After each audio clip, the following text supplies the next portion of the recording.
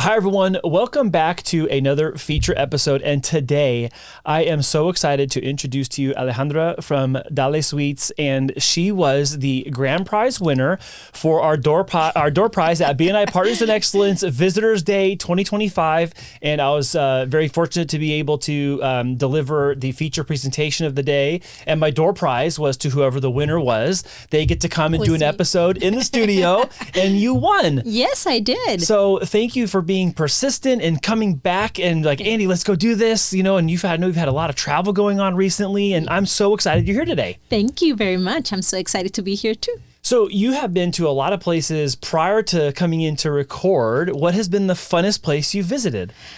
The funnest place I visited, you know something? Lima. Really? Yeah, with my sister. Peru? Yeah, in Peru. Okay. We had a great time. My sisters and I, we just like had a great time in Peru. It was amazing. How long did you been planning that trip? We planned it. It was last year.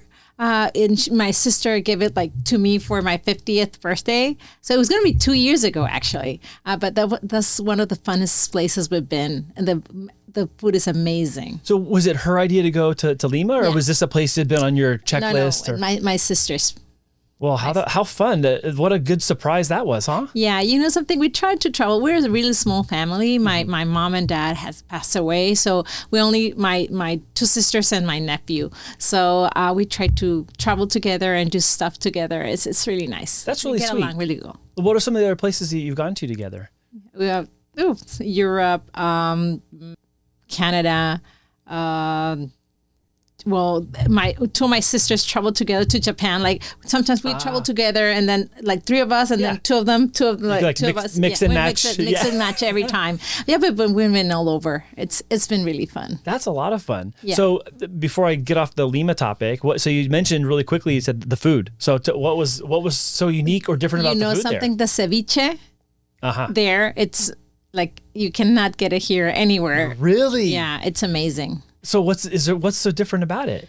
I don't know. I think the way they cook it, or they prepare it with the corn and maybe the lime they use. I don't know. It's something different. It just has a taste to it, and it's amazing. You know, I love that you say that, because there's a part of me that watches like these TV shows, and I always wonder to myself, I wonder how much of what they're describing in the flavors is just from the location itself. Like, you know, an orange is an orange, but it's not always an orange in the same place, much like you're mentioning the lime. Like maybe there's just something like agriculturally that's different. The soil's different. The climate is different. The oil, something. Yeah. But they're amazing. Like I just could not get enough of the ceviche there. That was my next question. You just keep going back to that and you go to places. I'll have the ceviche, please. Yeah, we tried it a lot. And also like the I don't know how you call it, but like kind of a chicken soup, but it's called the hand soup. But it's like on like the street market. It's amazing. So it's like it'd be like street tacos in TJ, right? Yeah. Like is their version of that? It's called hand soup. Yeah. Wonder what that came from. Caldo de gallina. Ah, okay. So it's really like amazing. Wow. Well, that sounds like that was fun. What a neat place. So you're back, and you know I said earlier you're persistent. I really appreciate you being so communicative with me. You know, there's so much has happened since Visitors Day when I met you for the first time and saw you last. And I'm so glad that we could be here today to talk about your business and what you do. And what a nice little start to talk about your most favorite little vacation trip there. That sounds nice. I have like a list of places I want to go, and like, well, maybe Lima's on that list now. You know something? It should. To be honest, I didn't expect that trip to be as nice, as amazing as it was. And I didn't have any expectations maybe, but it was one of the best trips we ever had. Wow. We've been to Cartagena, we've been to, I'm telling you, Japan, Europe, everything. But Lima it had something. Machu Picchu was amazing. So, wow. Yeah. It's a good trip. It sounds like you're going to go again. Yeah, I think so. And maybe for longer. Yeah, you know something? We want to take our nephew. He didn't get the chance to go. He's still in school, medicine, so we'll take him soon enough. Wow, that's awesome. Yeah. Well, I actually do have another question before we go into the business part. What are some of the other places on your list of like destinations you want to go to? Do you have like a top 5 place you want to go? You know something? This is a hard one for me. I've been around And to be honest, I don't have like a bucket list now to go places. I do want to return to some of them. I like to return to Austria. I loved it. When I went there, I want to go back. I do want to go, and I do want to go to Singapore. That's one I want to go there. What intrigued you? So wait, you've been to Austria and you want to go back there? Yeah. What did you like about Austria? It's the scenery. Oh, it is beautiful. It is beautiful. Yeah, I had the opportunity to go there when I was in high school on a music tour to Italy, Austria, and Hungary. Yeah. And it was like, you see it through the screen, you're like, oh, it's so picturesque. Or you see pictures or photos and albums and magazines, you're like, oh, it's beautiful there. And you go and you're like, oh no, this is like a whole, like the colors are just amazing. It's amazing. Yeah, the flowers, the colors, the mountains, everything's just beautiful. I think I'll stop short of saying like it's an assault on your senses. It's just that they're so pure. You're like, I don't think I've seen this color this way before. Yeah. And it's gorgeous. Isn't it? Yeah, I love it. I mean, I'm 46 now. I'm talking about something I did when I was like 16 years old, 30 years ago, and I still remember it that way. You know something? Actually, like I've been to Europe several times, but to Austria, it's been like 15 years since I haven't come back. And that's like, I want to go back to Austria. Neat. I liked it a lot. And so what about Singapore? You mentioned that one too. Yeah, that's the only thing that's on my bucket list. Yeah. What's there you want to experience? Is it just the idea of Singapore? I think it's the idea, or maybe going to the other island nearby. Like, I do want to do that trip, but if I don't make it, like, I've been around. All right, so I'm grateful for everything I've traveled. We're gonna help make Dali Suites so successful that it funds your entire Singapore trip. Does that sound like a good idea? It sounds great. Well, let's talk about that a little bit. So, for people who don't know what Dali Suites is at all, explain kind of the foundation. What is it that Dali Suites is? What does it stand for? And who are you helping right now? Okay, so Dali Suites came to live because my dad lived in Mexico City. And so when he came to Tijuana for the first time, he didn't have a place to stay. Everything was like a hotel, like the red zones. And like, when people come over here to Tijuana, where do they stay? So the first idea was that, like, entrepreneurs that wanted to come to Tijuana, and Tijuana was like virgin land. And he said, I'm going to do this. So he built, he designed it, he did everything. So he's the architect of the Dali Suites. So, and it was also like a project for my mom, so she could take care of it and get her like money from there. But then my mom, after 2 years, says, I don't want to do this. So he rented it out for about 30 years. Well, she made it the first 2 years. Yeah. So about 30 years later, he rented it out. And then when my mom passed away, we used to live in Mexico City, and I was thinking of coming back to Tijuana. I said, so are you interested in managing the Dali? Like, oh, I've never done it, but I do like hospitality, and we're like really good at, engaging with people. So I just said, okay, I'll try it. So So you said he was an architect. Was that his career all the way through his professional life? Yes. And was he building and designing facilities like this, or was it a lot of different types of buildings? He did mostly just houses for people, but he did a hospital, and then he did the Dali. So how many years has it been now? It's been 30 years plus since when you took it over, right? Yeah, it's been, the Dali was built in 1974, actually. It's 51 years old. Yeah. Wow, that's amazing. What a cool family legacy. Yeah, it's nice. That's really neat. So your mom did the first 2 years. Yeah. Your dad did the next 30. Well, no, somebody else, like, we rented it out. We rented it out. Got it. Sorry. We rented it out. Yeah. And then when my mom passed away, I think my dad needed like a project to get back to. So he took it back. It was like a year to take it back. And then I just came into the picture then. So were you working alongside with him at all during those times? No, I lived in Mexico City and had a gift shop. Yeah. A personalized gift shop, like for baby showers and first communions and hospital borns and the stuff that you make a lot of them. Yeah, I had a store, and I just gave it away and just came back. So what is it that?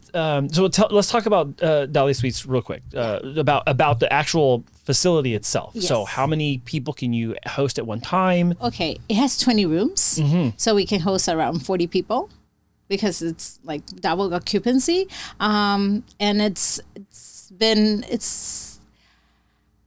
Dali Suites is an oasis for me, because it's actually a place for healing. That's what we call it. We have a beautiful garden, and that's our main asset. My dad, when he built the place, a lot of people told him, you're just wasting space with the garden, and you should use the meters just to do more rooms. And he always advocated for green. he said the green was like life and it was healing. So that's basically the Dali. So they lived there. My dad and my mom lived there for about a year. So it's been also home. My sister lives there still. So it's kind of a second home business. So we cater to people that are lonely, coming for treatments for cancer. So we try and make them feel basically at home. That's our main goal. I was just going to ask you. I remember you sharing that with me when we first met, and I didn't know I don't know how to ask the question the right way. So like I was thinking about how am I going to frame this question today, but essentially it is like, what kind of people are you receiving there? I know people need healing, they need wellness, or maybe they're sick or they're recovering. Mm-hmm. Can you talk to me about like what are some of the reasons people are finding themselves at your place? Okay, in Playas, there's a lot of clinics that do like alternative treatments for cancer or Lyme disease, or also dentists. So basically the people that look to stay at Dali are people that are staying long term. And the place has their small studios with kitchenettes, so it makes them easier if they need to cook, or just if they have their food from the clinic, they can heat it up, and they have their own space. They don't like nurses coming over back and forward. So it's basically an outpatient accommodation, mm-hmm. basically. They do have to have mobility because we do not have elevators on the towers. It's only 3 floors, but still. And well, we do have some ground floors, but basically they need to have mobility. So how long do people typically stay? I mean, I know there's probably a range, but... Yeah. You know something? It has been changing through the years with the treatments. It used to be 8 weeks. And now it's down to 3 to 6 weeks, depending on the protocol they're using. But basically, it's that.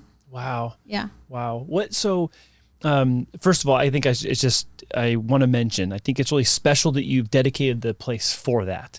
I know a lot of people who have found themselves going south of the border for medical treatments, whether it's just for a day or a couple of days, or in some cases like a month and longer. And for people who are coming from this side of the border, they're in a place that they don't normally spend time, or they've never been to before, except for now going to get treatment for something. And they're separated from their family in a lot of cases as well. They have to take time off work if they are working. And I can just imagine that it is very comforting to have a place that has some serenity and some peace to it and some privacy too. Yes. That's really neat. I like that that's the commitment of the physical space and the approach that you have for that. Something we have tried several times to change like the type of accommodations to offer, and we just always come back to that. So not because it's business, but because I think I like caring to people that are in a vulnerable state. Not because they're vulnerable, but because I know there's no other place like we cater, like we take basically care of the people. My team has been with us for 18 years, 15. Like my assistant has 3 years, maybe 4. This is the newest member of the team, but all of us have been there for, even my maintenance guy has been with us for 35 years. Wow. So my Nana has been with us for 42 years. Oh my so gosh. Everyone's there for like their life is there too. Yeah. So that's what we built. So when let's say one of my housekeepers, when somebody comes in and they see that they're really like not in a good state, let's say that, they come and like, do you need something? Do you want to go? We're going to the supermarket. Do you want us to bring you something? So it's not only me. So we had transferred. I don't know if that's the word to say it, but that to our people. Yeah. So they do take care of the guests in some way. There's some guests that just go like we don't even notice them, but I think 80% of the people, we do take care of them in some way. Yeah. So I think that's our main goal. And I like people when they leave, some of them tell us really like heartbreaking because they say, I don't know if I'm going to come back, but this has been the place for me, the best place to be before I die, let's say, because they have mentioned those words. So it's kind of a bittersweet thing. It's been a long ride. I don't know. I have several guests that just came to mind. So, yeah. Okay, so you're thinking of a couple people. It seems like they're special to you. What's the backstory there? You know, something more than special. You just see that they come from so far away and they're alone, and they go through like hell with treatment. So, just to be there to hold their hands is just like a privilege. Where's that? Sorry. Where's that come from? No, I'm having my own moment too, because like, you know, I was, you know, when I met you a couple months ago, but you know, in 2024, my wife was going through breast cancer, and we were going through all that, and I was having all these thoughts like, you know, I want her to be well, I want her to be taken care of, but like I would think about those moments where we're holding hands. I'm like, I want a lot more of this in my life. Yes. And I don't want that to stop. Yeah. And our friends had sent us to a retreat center at one point. And I was thinking to myself, I hope this isn't our last vacation together. And I was like, this is like a real thing that's happening to me right now, right? And I mean, in the moment, I'm like, it's happening to her. But as her husband, I'm like, I don't want this to be the last time that we're spending together like this. And so I understand that. Where's that sense of hospitality come from in your family? Because it seems like that's something that you're saying in the way you're describing it. It's like that's characteristic of your father and your mother. They're being very intentional about what this is, even trying to do something else, and it keeps whipping back to being this place. I think it's because my dad was always involved with community. He was a Rotary International. I don't know if you heard of it. He's always like put a seed on us that you need to give back. So maybe it's because I don't have any children. So maybe it's like, okay, I don't have anybody to take care of. Maybe take care of people that are not able to care for themselves. Like we're not a caregiving company. We're accommodations, but we still try. Sounds like you very much are a caregiving company. I think sometimes we become that. I actually took myself out of the Dali for about maybe 2 years now, but I'm coming back because I think like, I really love I used to love it, and I tried to do several other things, but right now I think it was Sunday, I came back and I was there all day, and I talked to a patient's husband, and we were talking, and it took us like 2 hours, and we were just going back and forward, talking about everything, like what was the idea of the Dali, and how come we came to this, and he said, you know something, everything you said is basically what we feel as people that are here. So I just said, I'm going to come back to this, like be at the Dali and talk to people and help them out. Like one of our guests, she's been with us for like 2 months now. She was here for a month and left and came back for another month. So we know her, and she was like, oh, I could not get somebody to bring me food. Like, don't worry. So I take her to get her food. Like if we can and I'm available, I'll just like do errands and be there. It's just kind of a home place. It's a home away from home, basically. Yeah. Well, and you've mentioned that there's people that have worked there for 32 years, 45 years. Your maintenance guys? My nana. She doesn't work there directly. Oh, okay. She's at my house, but it's so strange. She still like calls the people from the office. Do you need something? Or that's so sweet.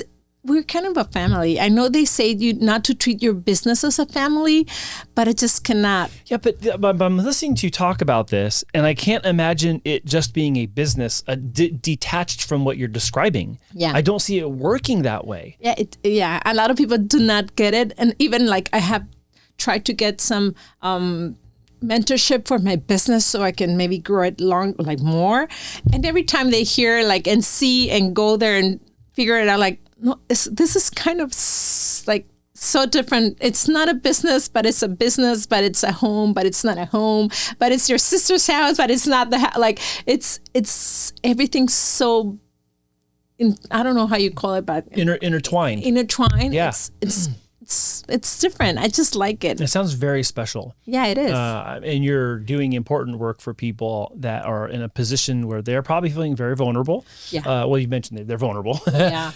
They may be uncertain about their future or how long their future might be ahead of them. Their family is probably thinking that and feeling that the same way too. And I think in particular, what's standing out to me is your sensitivity to that moment is coming through, and just listening to you describe the way you provide care, the little things that you might do or say or demonstrate to the people that are coming to stay with you. That goes a long way. That's more than, okay, yeah, here's your key. Your room number's over there. Yeah. Talk to you if you ever need us. That's a whole different approach. Yeah, totally. It's very different. Actually, it's hard to explain because you have to be there. But even my account or administrator, she's there.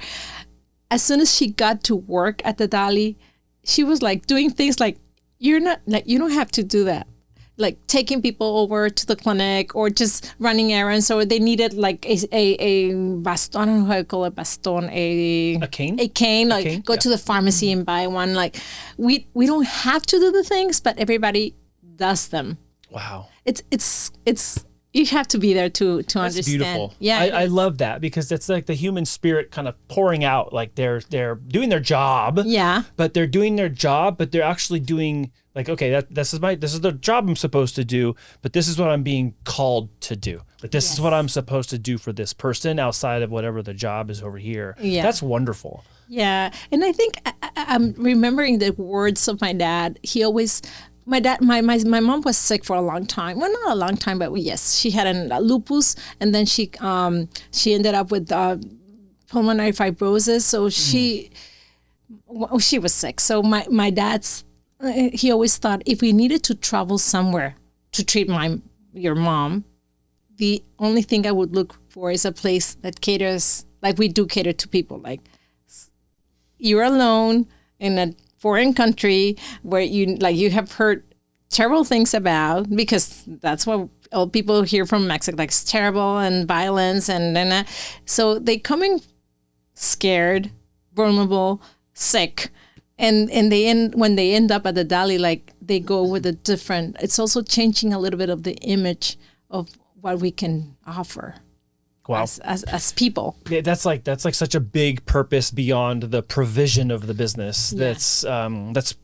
That's profound. I love it. I was gonna sitting here, and I'm kind of like just trying to stay in this moment, but I have all these questions I want to ask you. Just what do you think it is that compels people to act in that over and above way on behalf of the patients and the people that are coming to stay with you? What's compelling them to do that? I think it's, in my point of view, it's because they have learned it. I don't know. I think my dad, I think he put that seed to all of us, because all of my employees loved my dad. So I think it was more he always told our employees, we have always been under this, we're not police. We're like, what you have to do. I'm not going to be like, you here 2 minutes late or 5 minutes, like, just do your job. Do it because you love it. If the day you don't want to be here, just let us know. Like, you had to do the things because you want to do the thing. You don't have to do them because you have to. So that's been our modus operandi in Mexico. That's what we call it. So I think we just made a team that really wants to be there. And to be honest, like when you come into the Dali and you see the space, it's just, ¿cómo se dice? Inspira. It's just peaceful. It's peaceful. Yeah. It's peaceful. It's welcoming. Yeah. So I think every day they come into work, they come into that, because they could have left. There's like, tell me, it's not the salary. Right. Yeah. It's not, I get that. They've been offered much more money than what we can offer. Right. And they still stay. But they're choosing to do this work. They're choosing to stay. It's indicative that there's value and purpose, and there's something bigger happening for them by being there to work than the money, than the paycheck and the salary or whatever. And I think it's the way we treat them also.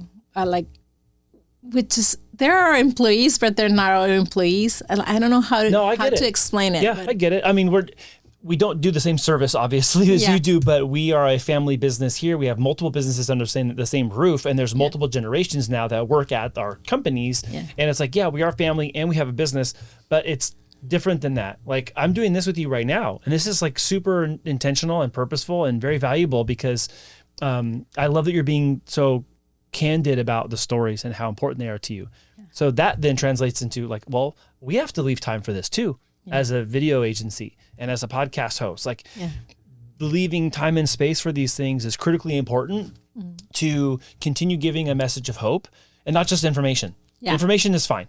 I know. Hope and encouragement is, I would say, more necessary now than ever. Like we're more interconnected because of digital media, but we're also more lonely than ever. So I've been starting to say like, oh, we're like lonely together. I don't want to coin the term, but it seems to be this common denominator I see through everything we're doing now. Everyone's lonely somehow, even though we're more connected than we've ever been. You know something? It's crazy. I was talking to my friend that came yesterday that I was telling you that I've always been like somebody I like to be home and think and do a lot of thinking inside and reflect on things. And I was like, oh my God, like not poor, but it's so hard for young people right now to really detach from all this information they're getting. Like they're getting information that they're losers if they're not earning $3 million a day because they're doing. I know. It's crazy. I know. It's the Instagram lie. It's the social media lie. Even I know there's some people that actually do earn that kind of money, but to be honest, it's like they're just putting like you're a loser. It's crazy. No, I know. It's this weird social competition that like I don't want to be in. And it's like, yeah, I'm in this space, but I'm not competing for those kinds of things. And I've been having a lot of those conversations recently because what I know is true is that when the cameras are off and the lights are off and we're not in this room, these are the conversations that people remember, that make impact, that is memorable and last for a long time. And then those relationships that are this way, that are vulnerable, that are transparent, that are candid, they have roots that are deep. And all the shallow stuff we do masks a lot of depth work that maybe people don't want to do. Yeah. And that's why I'm sitting here, I'm listening to you talk about how deeply your people care for the people staying at your place, because that's deep work. That's not oh, I'm doing this so I can take a selfie with this person, and oh, look how good I am at my job, and oh, look how beautiful this is over there, and all that. Like, life ultimately is not about that. No, it's not. I was saying, I was on this show not too long ago, and I was telling the hosts, I was like, I hope that when I die, my friends don't sit around and talk about all the stuff I had. Yeah. Like, how sad would my life be if that's all they had to sit around and talk about, rather than the fun stories, the silly times, the things I did that are goofy or silly or that they make fun of me for. You know, that's the stuff I want to be remembered for, and I want to remember people for, not the stuff they have.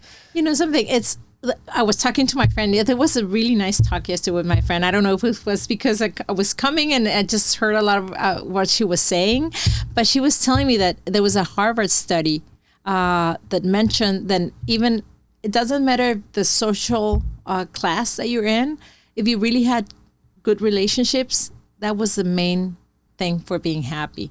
So people are forgetting that. Well, I don't think that having a cell phone and having social media is making people happier necessarily. No, it's not. It might make certain parts of your day feel better, but if you can show me that it's actually made you happier, that's great. I'm willing to contend that if you say you're happy because of social media, it's actually because of something someone said, or you learned, or are gratified by, because you are growing, and that's really why. So there's still a person on the end of that. The social media and the devices and the cameras and all that and YouTube, whatever, that's all just the medium. That's all just the delivery mechanism for that stuff. The thing is that everything you mentioned is great if you use it like a tool, like to learn and to really find out what people are doing. But if you just use it for the likes, you're gonna hit the wall sooner or later. Yes, and I've also had to forewarn. You know, we have 3 daughters ourselves. My wife is one of 3 girls. You're one of 3 girls. I'm around everyone that's got 3 girls. You know, we have to don't get your value tied up into your social popularity or unpopularity. Your value as a daughter, your value as my friend, my wife, my friend, my brother, my mom, my dad, my sister, all that stuff is because of your relationship to me, not because of your social status. And, it's a shot across the bow to all you young people out there in social media land.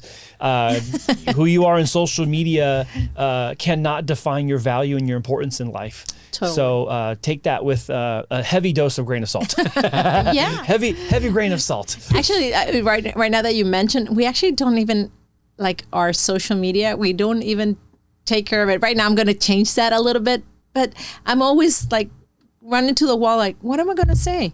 Like, this is not, I cannot transmit what we do. I don't think we can. And if not, I don't want to take advantage of the people that are there because that's not what it is. So what you're saying right now is actually very common. And I think I had touched on this in the presentation where I saw you first, was people typically have 3 reasons they don't make content for their company. The number 1, they don't like the way they look or sound.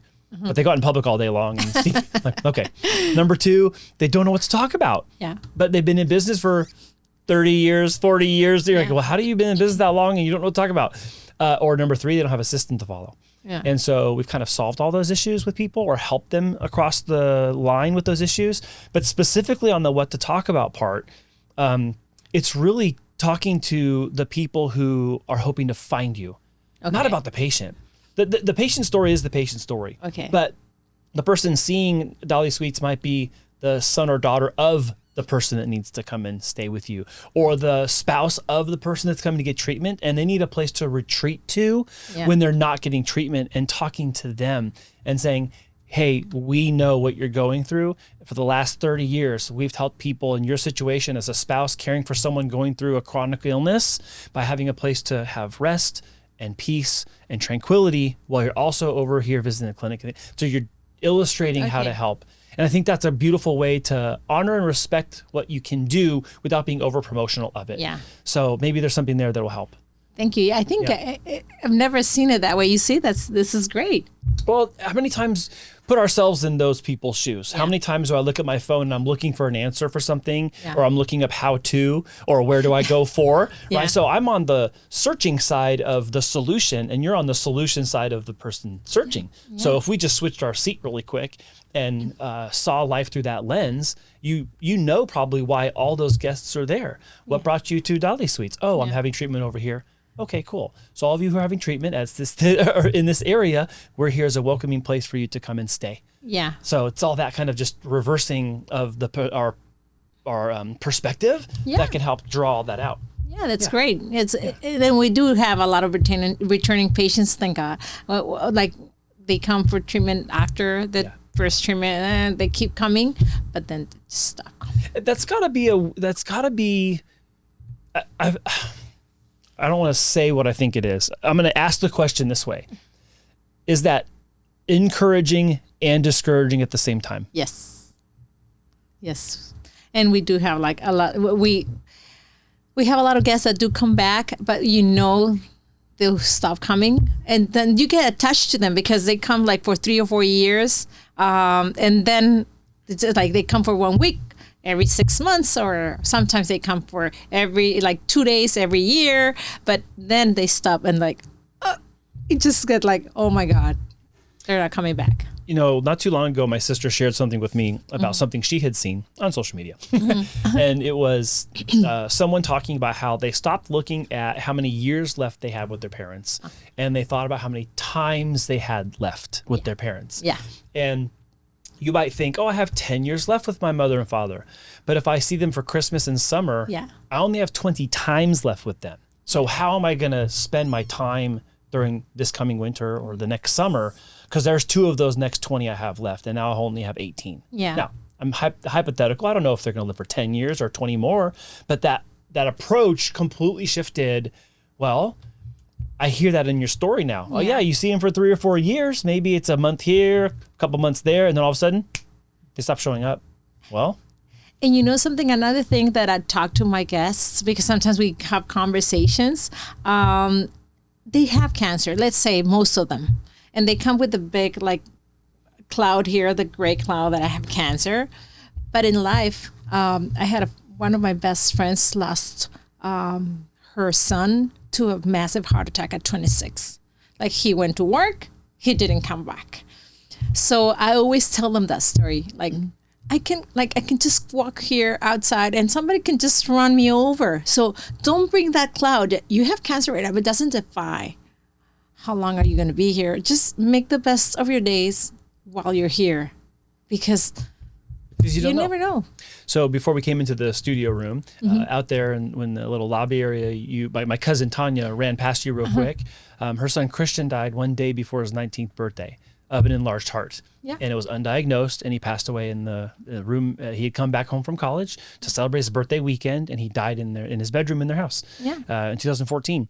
And that was when we learned what sudden cardiac arrest was and how prevalent it was with teenagers, even if they're really conditioned and well athletes. And once we started learning about it, we're like, oh man, it really can just be in a moment's notice without warning. Yeah. And what I learned is, in that case, typically a young athlete or even just a young person's first cardiac event is sometimes the last, and they don't get a second shot because that's the thing that takes them out. Yeah. So, but it makes you look at life differently. Yeah. When you're there, like at the Dali, every time like people are complaining, it has been really life-changing being at the Dali, because sometimes I hear my friends or even my sisters or my nephew complaining about something, and I'm like looking at them like, really? Like, really? Just go stay one day at be at the reception for one day, and you'll have something, like you stop complaining. Do you have like little pearls of wisdom that you've been able to learn from talking with people that have come to stay with you? Yes. What are can I ask you to share a couple of those? Basically, the way you are grateful for life, or just like being at the moment, being present. Because I could be here and not be present, be like thinking, where am I going to be next, or my phone ringing, and I think when you're with patients that have maybe their days counts, because we do have patients that just come and like you learn to maybe, I'm not a doctor, but you learn to figure out if they're actually going to come back or not, because of everything. Like, you just can feel it. So they're present, and you learn to say that you're not taking anything. You're not taking anything. It's memories, being with your loved ones. It's been hard because you see a lot of people that do come together and they're there, but then we have had some, there was one person a long time ago, she was not in a good condition. She was an elderly lady. She was like, well, maybe 65. And the doctors told me, something, I don't know if she's going to, like, she wants to stay, but she's not doing good. She may be passing away any day. Like, and I called her, like, her daughter and her son. And they didn't want to talk to her. That was like a bucket of ice coming through my, like, what? Like, your mom maybe not, like, she wants to talk to me. I don't want to know, like, don't even call me. And that was like an open, like, what she did. So she, like, her two daughter and son was so, like, don't want to know anything about her. Like, I don't want to ever, like, be that person to anybody. So it makes you like, what am I doing? What am I doing right? Or what am I not? I don't want to do. So you don't get that. Wow. Yeah, that was one of the hardest ones. Yeah, because you had to come and tell her, like, oh, I didn't reach her. It just rang, and it's sure because they don't want to talk to you, and you're like, and you're dying on your bed. Yeah, there's like a sensitive approach to that, right? Yeah. Because you also don't know maybe all the backstory there. Yeah. Regardless of whether it's justified or not, it's hard to come into the situation not knowing anything, but having to have good bedside manner and explain, like, oh man, what a like stuck position. Yeah, it's crazy. We had so many things happening at the Dali. There was this case. That's why I'm telling you that you never know. So I always tell my patients, my guests that I tell is their patients. Your patients. My patients. That's your heart talking. Yeah. Your heart feels like they're your patients. Yeah, sometimes. It's obvious. Yeah. And I tell them, don't just leave the moment, enjoy the day, like, make the best of it because you never know. There was this guest one time. He was there for 8 weeks and then came back, and then next year came back, and then the third year he came back. He was in remission. He was so happy. He died of a heart attack at night. It didn't wake up, and then like we were like, what? Like crazy. Oh no! So it's okay. You never know. Oh my gosh! That was like so crazy. Like we were like, really, like really. He was here, like he was having fun. We went to dinner, but he had a great day before he passed away. But it was like, but it was sudden and unexpected. Yeah, sudden and unexpected. In his sleep? Why do you think we take time for granted? Like you're interacting with a lot more people who are confronting a detrimental or terminal outcome. Mm-hmm. Why do you think that we as humans take time for granted? Because I think we think we have enough time. We always think we have enough time, but we never. It's never enough. I don't know how, but I think it's just the day, the way we created, that we think we're gonna wake up tomorrow. Everything's gonna be the same. But well, I do go to bed. I'm asking because I'm personally curious. I'm also generally curious about your answer. But like I go to bed at night going, okay, well tomorrow I have this on my calendar, and tomorrow I'm going to see this person. I'm going to interview. Yeah. I'm going to go do this show, do that show. I'm going to come home and have dinner. Like I've mapped out in my mind what I think my tomorrow is going to look like. Yeah. And it's not because I'm taking it for granted necessarily. I'm going from a place of I can't wait to experience tomorrow. Yeah. But I also know people do take it for granted and take a lot of increased risk and liability for themselves and their actions and what they do, almost like taunting death's door. And I'm just as a student of behavior and humans, just asking like, why do we do this? Why? I don't know. It's a question I every time I see somebody like in suffering, they want to. So avid, it's called avid, like to live, like fighting every second to just get one more day or something. And then you see people doing drugs. That it's so like, it just. Yeah, like squandering their time, wasting their day or existence. I'm not judging because I know the mental health is a big thing right now. Yeah. But I just see this on this side, people like, hanging to life, and people just don't want to live anymore. So that conflict, like it's on my mind, is mind blowing. Like how can we get these people to talk to these people so they can figure out that there's a way. Like I'm hanging to dear life, don't take yours. No. Wow. So what is it that you're hope for when people? When people think back about what your father started and what you're continuing to this day, what kind of legacy do you want there to be left because of what you're doing with Dali Suites? Just want people to have peace of mind, to be honest. Just like if somebody remembers me, just say like she did her part. That's it. Like I don't want to be like famous or something, or just remember that I was a good human being. I think basically that's what I'm aiming for, right? I think so. Do you have a memorable experience that just stands out beyond all of the other ones you've had while you've been doing this work? Something that you find yourself thinking about, or a person you find yourself thinking about? Well, I think there's a lot of people that we think about. It's been 19 years. We have lost a lot of guests. I tried to, in Mexico, we have a day called Day of the Dead. Sometimes I try to make the altar and I have pictures of some of our guests. So we'd set it up, and I have planted trees in the name of several guests that were with us for a long time. There's people that used to stay there like 6 months, because I'm telling you, the protocols were longer. And if they came from Australia or they came from Iran, there were people from all over the world. It's not just the US and Canada. We used to get, right now it's not that often, but we used to get guests from everywhere in the world. Wow. So they didn't go back and forth. Like you have to come back in 3 months. No, just stay there. Just stay here. Yes. It's more work to go back and then return than it is just stay there. So we made bond with a lot of our guests. So but to tell one person in particular, no, there's several of them have left a mark because they're so nice, because of their great attitude, even though they were going through such a difficult time, or where you see older children really like aiming like, don't leave, or on the vice versa, parents losing their child. So it's been hard, but it's been really nourishing. I don't know how.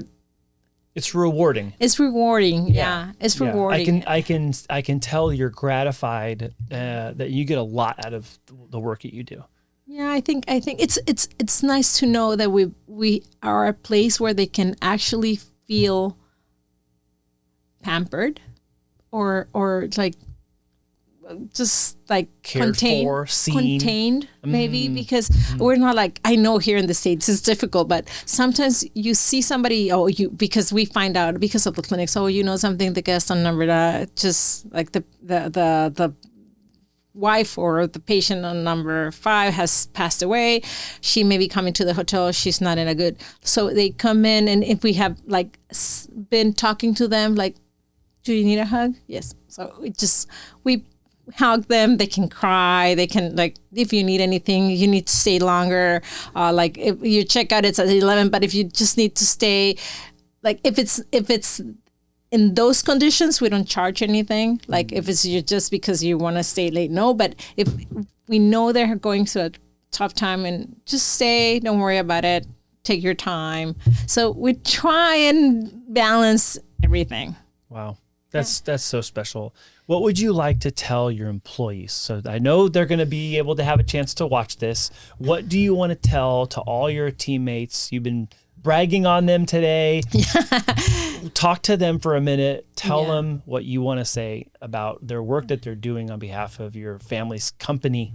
You know something? I always thank them. It's not something that I'm just going to take right now to tell them. We're constantly thanking them. Because we're nothing without them.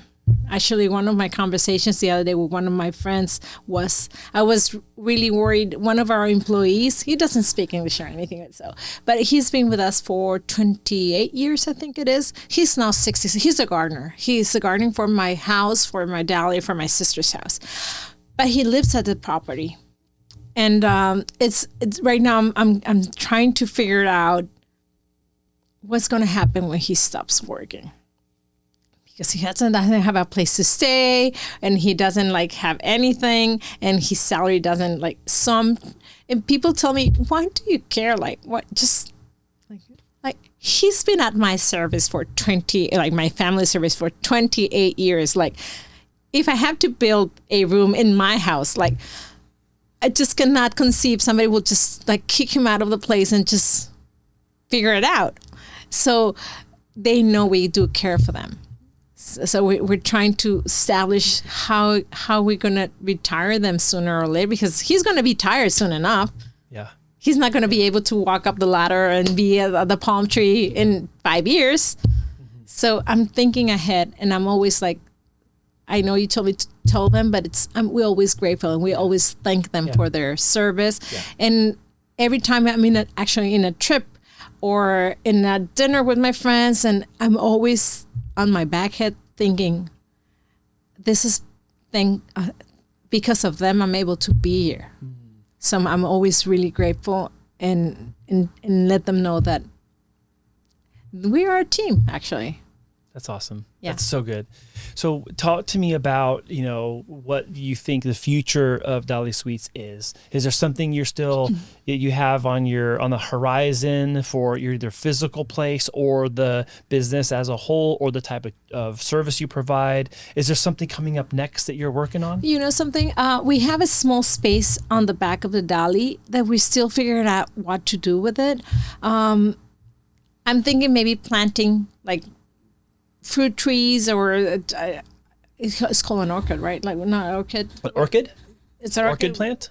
No, not orchids. When you do like an orchard. Orchard. Yeah. Maybe for doing that. Yeah, for fruit trees and tomatoes and lettuce, everything, so people can go there and just grab whatever they want.